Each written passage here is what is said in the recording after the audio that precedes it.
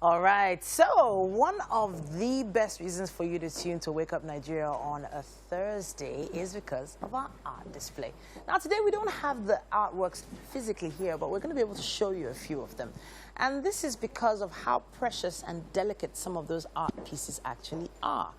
The artists couldn't bring some of them today, but we'll be showing some of them to you in a bit. We have Jumbo Ogboi, Derek Jumbo Ogboi in the building with us. And he's a graffiti artist whose painting style can be categorized between figurative surrealism and naturalism. Welcome to the show. Yeah, thank you for having me. It's a pleasure. All right, so now every artist has their own medium of expression. What do you think yours is? Yeah, mine ranges from paints down to sounds. Sounds? I need to touch on that. Paint down to sounds. So Yeah. we have musical artists, we have producers. Yeah. Are you towing that line as well? Yeah.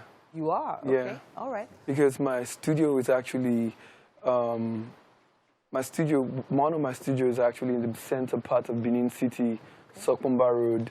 And at that part, that's the hub of Benin City, close to Igun Street, where you have the Bronzecasters.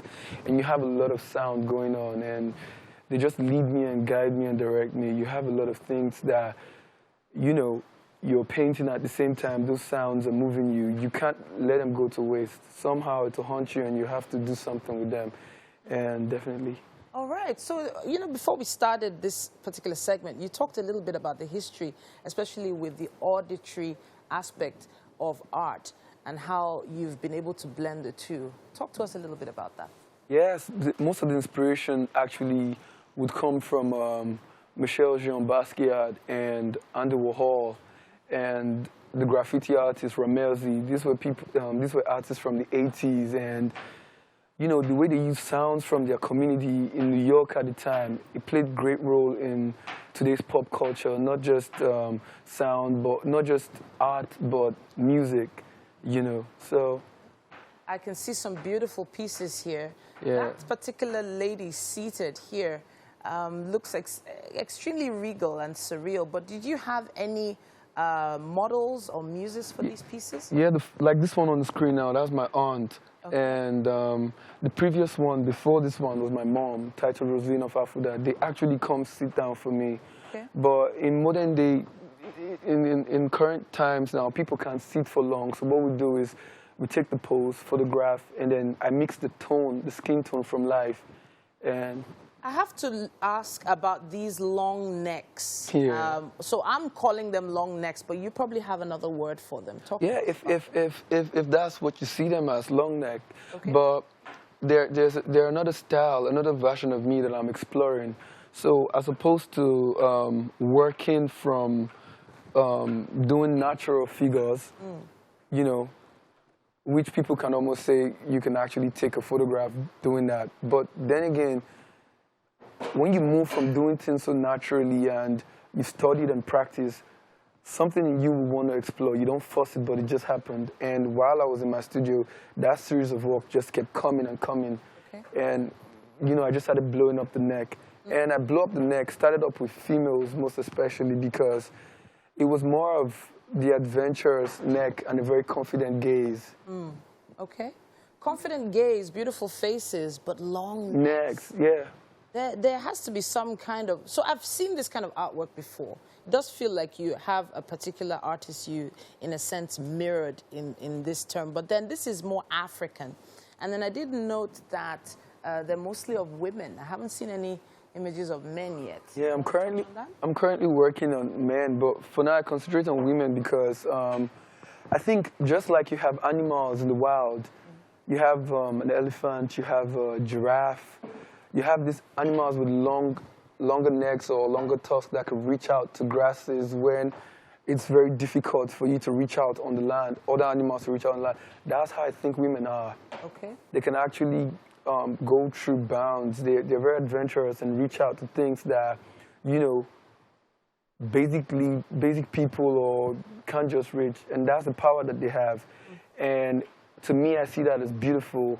Right. And I put that on a very confident gaze. But then I try to portray their body and paint them to look very feminine and very sexually appealing too, because that's also part of their nature. Okay. You know, all that comes together makes them whole.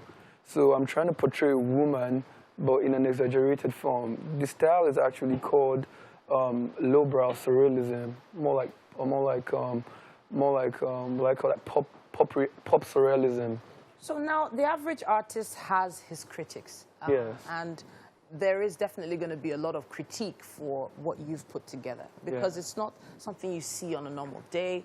And of course, you've put a price tag to it. So obviously, those who are going to make purchases are going to, you know, critique your work. Yeah. What are the sort of messages you received? What sort of reception has your work received? Yeah, I get a lot of studio visits, most times foreign visits. Okay. And people are amazed. They don't know what to say at first. Okay. And I don't go about telling people what my work means immediately, because for me, I like my works, the works that I'm privileged to make. I like them to just, I like it to mean anything it means to you. Okay.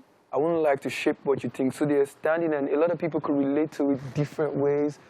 Some people can just connect to something that happened to them in the past, can spark up a nostalgic feeling. And I just sit back and enjoy the way they interact with it. Some people don't want to look at it anymore, and they just want to walk away. All of it, I like the way it makes you feel.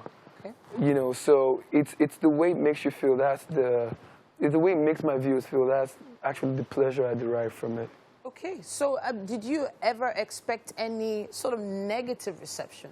Has anyone ever given you any negative reception in any of your pieces, or at least maybe some kind of repulsed reception, especially with regards to the necks? Yeah, very well. And I haven't started showing up this long necks yet. Oh. Most of the receptions I've gotten were people who I allow into my studio. Okay. And there was I remember a girl. She's a graduate from Uniben, so she came to my. She's an artist too. She came to my studio. She just couldn't look at my works anymore. She couldn't. She couldn't. She's an artist. She just couldn't. She was like, she needs to get out. She needs to go and breathe in. Wow. You know, I just laughed, and it was exciting. But then again, that wasn't what I wanted people to get. But she was getting that, so I knew that it's doing something to her. And we had a conversation, and she didn't know what place to stand. Actually, they were pretty, but then again, they were scary. Okay. Until I explained to her, and you know, because. So I'm gonna go back in time now. Yeah. When did art start for you? When did you pick up your first paintbrush? I'll say I've been an artist since the days of embryo.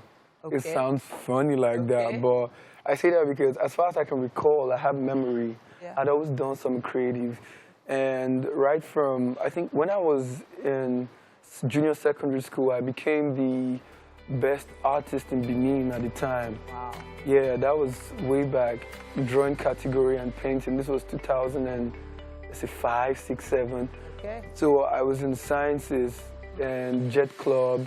Wow. I was supposed to be a medical doctor, but I was still representing my school in art competitions and all of that. So at the last minute to WAEC, I just secretly just went back and switched it up. Changed everything, and people were shocked. And here I can only imagine. Here I am, yeah. Hopefully you're going to keep telling your story through your pieces. Most definitely. You're going to keep expressing yourself in the way you know best.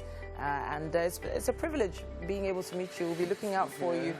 And if you have any comments, contributions on some of the artworks you've seen, please, we would love to hear it. Use our hashtag WakeUpNigeria on TVC. We appreciate you. Stay with us. We have a quick break, but we will be back.